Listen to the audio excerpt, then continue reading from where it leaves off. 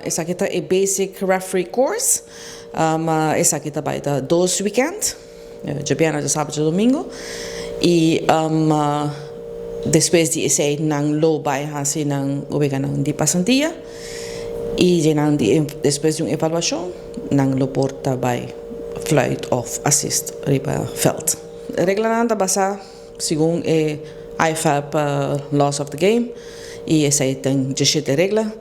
E a base de sei, nós estamos dando curso. Tudo é regra não tem. Nós estamos fazendo tanto para dentro da classe como ribaveld, training ribaveld, compa, essa bandeira indica compa corre como referee, fluid, etc. O curso aqui está para tour gente não interessar para virar referee, nos mister de referee, que nos está pedindo toch para nos ganhar at least de 5 gente, 20 gente para nos por ajuda nos corpo arbitral, para nós tem tiki referee. E essa aqui está echt speciaal para não por bini e sim é função de referee e para bem um referee. Nós está começando de 16 anos e preferível ter com 35 anos. Pero se botar toch mais idade e botin condição que por correr ribaveld, nós está open para essa também.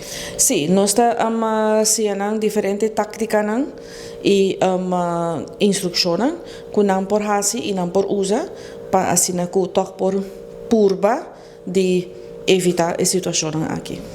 Riba Facebook de AVB e se bom Instagram tem link.